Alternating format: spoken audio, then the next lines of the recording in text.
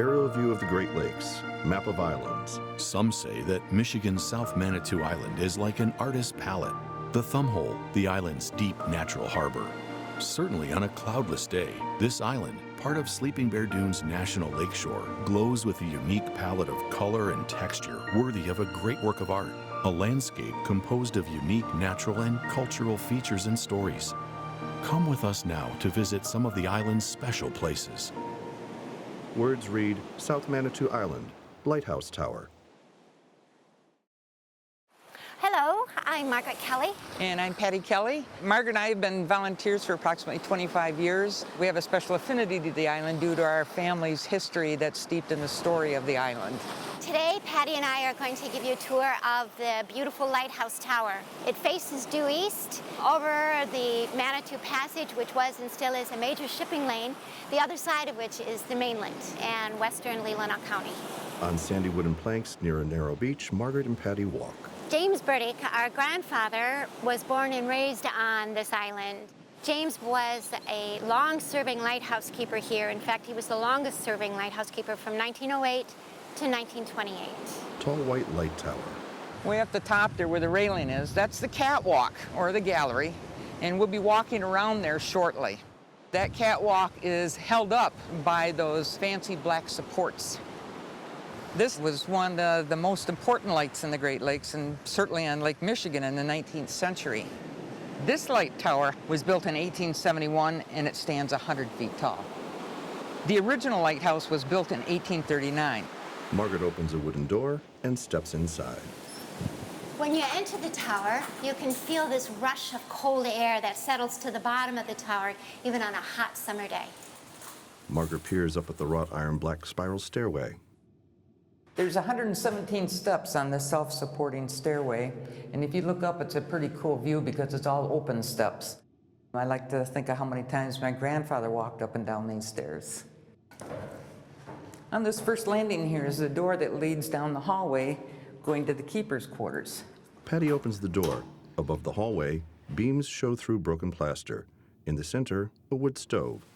Margaret continues up the stairs. On this landing, you get an idea of how thick the walls are.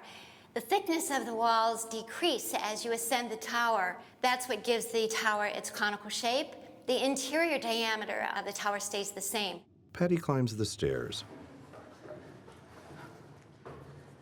As we go up this last flight of circular stairs, there's a hatch that you'll have to go through. Mind your head. Through the window, turquoise water and a sandy beach. Yeah, and this landing here is the keeper's watchroom. There are 3 windows here facing north, east, and south. In this landing, the keeper could check out the entire passage and keep an eye on things. Above, round metal lantern inside a thick lens of glass. This ladder here gave access to the keepers so that they could get to the lens when they had to clean it or the windows. And right above here, you'll see the light itself. The original was manufactured, made by Henri Lepaute of Paris. The original lens was destroyed by vandals some years after the Coast Guard closed the lighthouse in the late 1950s. It remained dark for the next 50-plus years until it was restored in 2009. The lake. In a bright blue sky, white clouds. Waves roll onto the sandy beach. Surrounding the beach, a thick forest. On the top of the lighthouse. This is why thousands of people have climbed the 100 steps. This right here. The sounds, the sky, the wind, there's no place like it on earth. Here is your Manitou Passage. On the water, a small boat. The North Manitou Shoal light is over here. She points at a 3-tiered lighthouse. Sleeping Bear Dunes National Lakeshore is there. She points at steep sandy bluffs. And to this side of the island, you get the grandeur of the island itself, the dunes, the woods, etc. On a chimney, a seagull perches. Waves lap up onto a sandy beach. Scattered across the sand, pebbles. Night falls. On the lake, a boat is illuminated. A deep red full moon rises. Margaret and Patty stand on the beach, behind them the light tower. At the top of the light tower, a bright light shines.